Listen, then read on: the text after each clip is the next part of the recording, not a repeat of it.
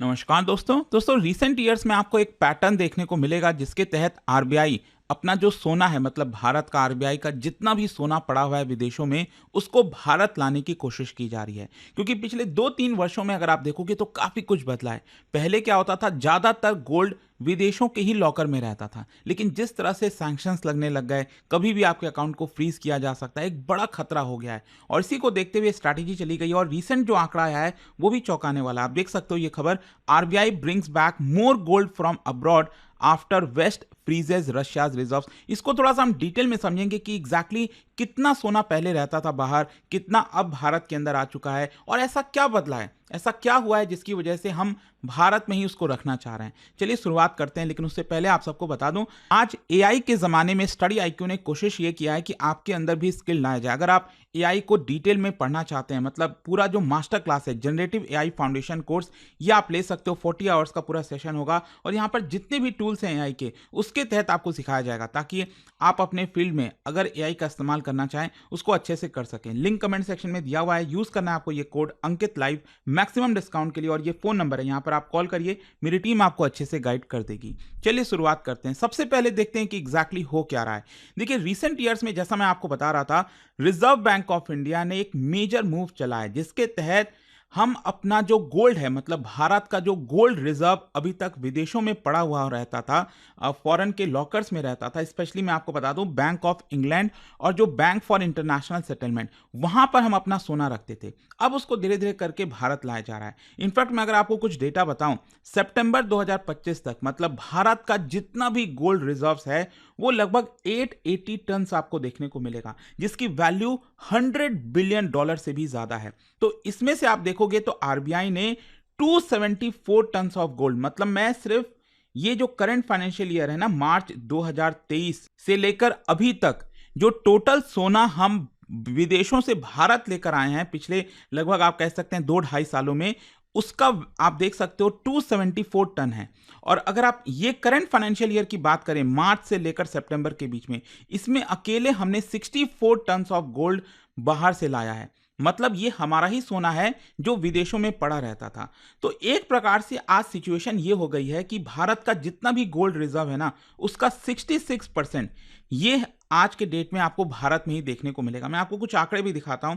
क्या है कि ये जो येलो कलर में आप देख रहे हो, ये दिखाता है कि हमारा गोल्ड रिजर्व कितना है। तो गोल्ड रिजर्व तो धीरे धीरे बढ़ा है, आरबीआई ने कोशिश यही किया है कि हम अपना जो गोल्ड है रिजर्व का ज्यादा बढ़ाएंगे। लेकिन ये जो लाइन आप देख रहे हो ना, ये दिखा रहा है कि इसमें से कितना सोना पहले भारत के अंदर नहीं होता था, मतलब विदेशों में होता था। तो अगर आप ध्यान से देखेंगे ये जो लाइन है 50% से नीचे, मतलब आप कह सकते हैं पहले जो सोना था, गोल्ड था, वो विदेशों में रहता था। लेकिन 2023 से अगर आप देखिए लाइन में स्टीप आपको इंप्रूवमेंट देखने को मिलेगा, तेजी से ऊपर गया है। मतलब लगभग आप कह सकते हैं 2/3 सोना आज के डेट में भारत के अंदर है। तो क्वेश्चन अब पहला तो यही आता है कि हम पहले सोना विदेशों में क्यों रखते थे। देखो हिस्टोरिकली अगर आप देखोगे इंडिपेंडेंस के बाद से 1991 का बैलेंस ऑफ पेमेंट, कई सारी चीजें हुई हैं, तो यहां पर हम विदेशों में ही रखते थे। सबसे पहला कारण है कि इंटरनेशनल ट्रांजैक्शंस में आसानी होती थी। देखो अगर हम गोल्ड को कुछ इंस्टीट्यूशंस के साथ रखते हैं, बैंक ऑफ इंग्लैंड, बीआईएल हो गया, तो उसकी वजह से अगर मान लो अचानक से हमें कोई गोल्ड की जरूरत पड़ गई, लोन चाहिए, ठीक है, फॉरेन एक्सचेंज ऑपरेशंस करना है, तो ऑलरेडी सोना वहां पर पड़ा हुआ है। और क्या है कि ज्यादातर चीजें लंदन में ही आपको देखने को मिलती हैं, तो इसकी वजह से आसानी से चीजें एक्सचेंज हो पाती थी। वही सोना मान लो भारत में होता तो उसको भेजना पड़ता, बहुत खर्चा आता, बहुत सारे इश्यूज आ सकते थे। 1991 में जैसे भारत को एकदम फाइनेंशियल क्राइसिस से जूझना पड़ा, 46.91 टन ऑफ गोल्ड हमने यहाँ पर प्लेज किया और उसके तहत हमें यहाँ पर पैसा मिला। ठीक है, तो ये चीज आपको समझनी पड़ेगी। दूसरा है लिक्विडिटी एंड ग्लोबल ट्रस्ट। क्या है कि फॉरेन स्टोर्ड गोल्ड जो होता है वो काफी लिक्विडेटेड होता है। मतलब मान लो भारत में अगर सोना पड़ा है, अगर हमें पैसा चाहिए तो वो हमें भेजना पड़ेगा, मतलब इतना लिक्विडिटी नहीं है उसमें। अगर वही सोना विदेशों में पड़ा है तो आसानी से यहाँ पर हम लोन वगैरह जो भी पैसा चाहिए वो ले सकते हैं। और जितने भी सेंट्रल बैंक्स अगर आप देखोगे दुनिया में, वो लंदन को एज अ मेन हब इस्तेमाल करते हैं for gold trade and settlement.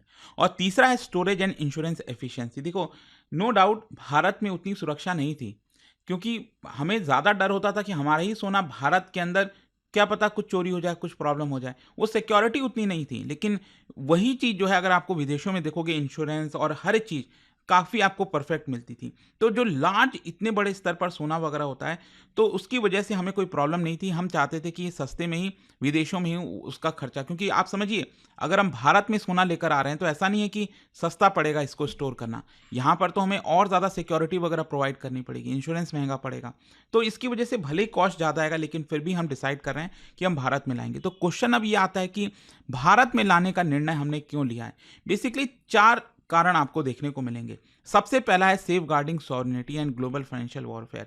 मैंने आपको बताया ना, रीसेंट ईयर्स में 2-3 सालों में आप देखिए रशिया के ऊपर जिस तरह से सैंक्शंस लगा, चाहे वो ईरान हो गया, जितने भी देशों पर अगर आप देखोगे सैंक्शंस, तो उनके जो फॉरेन एसेट्स थे उसको फ्रीज किए जाते हैं। अब फॉर एग्जांपल रशिया का जो फॉरेन एसेट्स है, आप सोचिए $300 बिलियन का, वो फ्रीज कर दिया गया एक झटके में यूक्रेन वॉर के बाद से। यही चीज़ आपको वेनेजुएला, ईरान, अफगानिस्तान के साथ देखने को मिलेगा।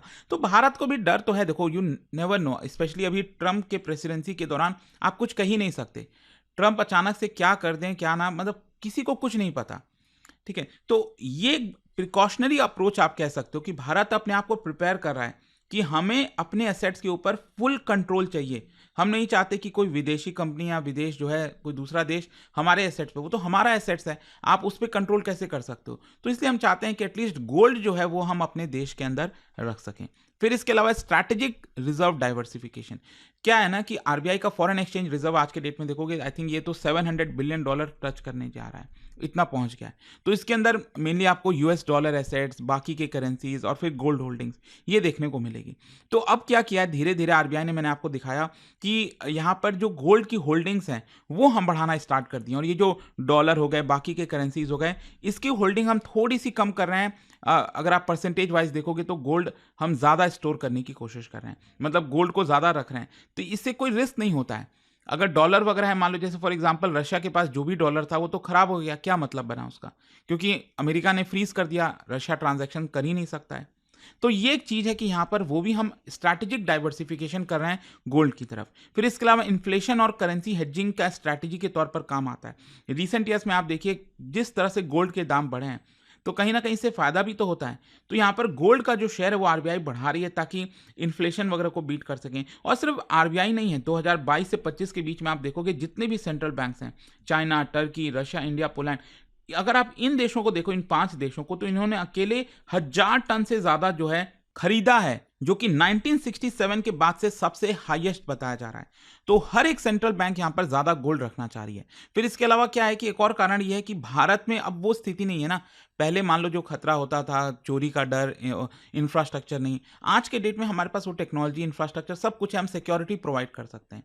तो modern high security gold vault जो है, लॉकर जो है, वो आज के डेट में भारत में मिलेंगे। जैसे फॉर एग्जांपल नागपुर, महाराष्ट्र के अंदर, उड़ीसा में भुवनेश्वर, तो वहां पर सेफली रखा जा सकता है। सो डोमेस्टिक होल्डिंग्स जो है वो अपने कस्टडी में रहेगा। इंश्योरेंस कॉस्ट वगैरह वो देना पड़ेगा हमें, जो भी है, लेकिन स्टिल ये हमारे देश में रहेगा। और इसकी वजह से एक सिंबॉलिक सिग्निफिकेंस भी है। क्या है कि हम एक मैसेज देते हैं कि ये भारत को विदेशों की ज़रूरत नहीं है, वहाँ के लॉकर्स की ज़रूरत नहीं है। यहाँ हम खुद सेल्फ रिलायंट हैं, इकोनॉमिकली स्ट्रांग है, अपना सोना हम अपने पास ही रख सकते हैं। तो ये भी एक मैसेज है, एक प्रकार से आप कह सकते हो। तो ओवरऑल यहाँ पर अगर आप देखिए, तो ऐसा नहीं है कि भारत ही एक ऐसा देश है जो विदेशों से सोना अपने घर में मंगा रहा है। जैसे फॉर एग्जांपल जर्मनी 674 टन, जी हाँ, 2013 से 17 के बीच में इन्होंने यूएस और फ्रांस से मंगाया, अपने पास मंगाया। नेदरलैंड ने भी 122 टन गोल्ड अपने पास मंगाया। टर्की ने भी 220 टन गोल्ड अपने पास मंगाया। अब पोलैंड जो है 100 टन गोल्ड मंगाया। हंगरी, तो चाइना ने भी यहाँ पर क्या किया है, और ज़्यादा गोल्ड एक्यूमुलेट करना स्टार्ट किया है। तो कॉमन चीज़ यही है कि हर एक देश सॉवरेन कंट्रोल चाहता है, जियोपॉलिटिकल इंडिपेंडेंस चाहता है, और इन्फ्लेशन से प्रोटेक्शन चाहता है। खैर, अब क्वेश्चन ये है कि इसका इकोनॉमिक इंप्लीकेशंस क्या होगा भारत के ऊपर। देखो, सबसे पहला है रिजर्व पोर्टफोलियो डाइवर्सिफिकेशन, मतलब कि भारत का जो फॉरेक्स रिजर्व है, अभी रिसेंटली अगर आप देखो तो यहाँ पर फॉरेन करेंसी एसेट ये 70% से ज़्यादा हुआ करता था, ये अब कम होकर 65% हो गया है। मतलब हमारे फॉरेक्स रिजर्व में फॉरेन करेंसी का कितना परसेंटेज है। पहले गोल्ड जो है हार्डली 6% 7% हुआ करता था, ये बढ़कर 10% हो गया है। मतलब गोल्ड जो है हम ज़्यादा एक्यूमुलेट कर रहे हैं। फिर इससे होगा क्या कि अगेन जो गोल्ड है वो हमारे रिजर्व का एक मेजर हिस्सा बन जाएगा, जिससे हम ग्लोबल शॉक से बच सकते हैं, क्योंकि डॉलर वगैरह आप देखोगे वो बहुत फ्लक्चुएट होते रहते हैं, लेकिन गोल्ड जो है वो आपको अच्छा रिटर्न देता है। फिर इसका एक्सटर्नल वल्नरेबिलिटी, मतलब जो डोमेस्टिक स्टोरेज है उसकी वजह से हमारा कोई गोल्ड फ्रीज नहीं कर पाएगा। ट्रम्प कल के डेट में कह दें कि भारत पर सैंक्शंस लगाएंगे, लगा दो, कोई फर्क नहीं पड़ना। फिर इसके अलावा यहाँ पर जो कॉन्फिडेंस और स्टेबिलिटी है उसको भी सिग्नल करता है, मैंने आपको बताया। ऑपरेशनल इंडिपेंडेंस मिलता है आरबीआई को, जो चाहे वो कर सकती है गोल्ड का। खैर इसका चैलेंजेस भी है, नो डाउट। देखो, सिक्योरिटी और स्टोरेज प्रोवाइड करना इतना आसान भी नहीं है, मैंने आपको बताया। 24/7 सर्वेलेंस चाहिए, हाँ इंश्योरेंस कॉस्ट लगेगा, और लिक्विडिटी भी थोड़ी कम हो जाती है। देखो अब तो शायद उतनी ज़रूरत नहीं है भारत को, लेकिन अचानक से मान लो कुछ पैसा वगैरह चाहिए अपने को, तो गोल्ड वगैरह पहले जो हम कर पाते थे फॉरेन में रखकर, वो नहीं कर पाएंगे, वो हम हमारे देश में ही है। तो ये थोड़े बहुत चैलेंजेस हैं, लेकिन ओवरऑल आपको बिगर पिक्चर समझना होगा। बेसिकली ये डी डॉलराइजेशन का भी साइन है, फाइनेंशियल सॉवरेनिटी का भी साइन है। भारत जिस तरह से गोल्ड मंगा रहा है अपने देश के अंदर, तो ये दिखा रहा है कि हम वेस्टर्न कंट्रोल फाइनेंशियल सिस्टम से हटना चाहते हैं। जैसे फॉर एग्जांपल ब्रिक्स वगैरह के बारे में अक्सर चर्चा होती रहती है। ब्रिक्स इसको लेकर काम कर रहा है, अल्टरनेट पेमेंट सिस्टम को लेकर, लोकल करेंसी ट्रेड को लेकर, जो कि ट्रम्प को बिल्कुल भी पसंद नहीं आ रहा। और एक प्रकार से जब हम गोल्ड अपने पास ही मंगाते हैं तो एक तरह से फाइनेंशियल सॉवरेनिटी हमको मिलती है, और जो करेंसी और सैंक्शंस का वॉर है उसके तहत हमें एक सिक्योरिटी मिल जाती है। तो ये चीज़ आपको समझने की जरूरत है। आई होप कि आपको डिटेल में समझ में आ गया होगा। और जाने से पहले एक बहुत ही इंटरेस्टिंग क्वेश्चन, क्या आपने वर्ल्ड गोल्ड काउंसिल के बारे में सुना है? यहाँ पर 4 स्टेटमेंट है, आपको बताना है कौन सा स्टेटमेंट करेक्ट है, और इसका राइट आंसर आप सब जानते हैं, मेरे इंस्टाग्राम पर तो मिलेगा ही। वहाँ पर अगर आप नहीं हो कोई बात नहीं, टेलीग्राम से ले सकते हैं इसका सही उत्तर। और दोस्तों जैसा मैंने आपको बताया, अगर आप यूपीएससी की तैयारी कर रहे हैं या फिर इसके अलावा जो स्किल बेस्ड कोर्स लेना चाहते हैं, generative AI foundation course, link comment section में दिया हुआ है, यूज करिए code Ankit live maximum discount के लिए। और ये फोन नंबर, अगर आपको कोई डाउट है तो इस पे कॉल करिए, मेरी टीम आपको अच्छे से गाइड कर देगी। दोस्तों आ गया है success in prelims SIP batch, उन एस्पिरेंट्स के लिए जो रिवीजन में स्ट्रगल कर रहे हैं या फिर प्रीलिम्स को दोबारा क्रैक करने का प्लान बना रहे हैं। अब चाहे आपने अभी शुरुआत की हो या प्रिपरेशन को नया बूस्ट देना चाहते हो, यह एक ही बैच सबके लिए परफेक्ट है। क्या मिलेगा इस बैच में? लाइव क्लासेस, हर कॉन्सेप्ट को डिटेल में समझने के लिए, previous year questions and CSAT paper 2 classes, current affairs and NCERT coverage, test series plus revision notes, special prelims focused classes and 1-on-1 personal mentorship. दोस्तों बैच स्टार्ट हो रहा है 10 नवंबर शाम 6 बजे से, और इसकी वैलिडिटी 8 महीने की है। So don't miss out. यह बैच बना है उन स्टूडेंट्स के लिए जो अपना यूपीएससी 2026 प्रीलिम्स क्रैक करना चाहते हैं, एक फोकस्ड, डिसिप्लिन्ड और स्ट्रक्चर्ड स्ट्रैटेजी के साथ। बैच को ज्वाइन करने के लिए डाउनलोड करिए स्टडी IQ ऐप या वेबसाइट पर जाइए और सर्च करिए success in prelims and use करिए code Ankit live for maximum discount. और दोस्तों अगर अभी भी कोई डाउट हो तो इस फोन नंबर पर कॉल करिए 092400239293। स्टडी IQ IAS, आपका सिलेक्शन हमारा मिशन।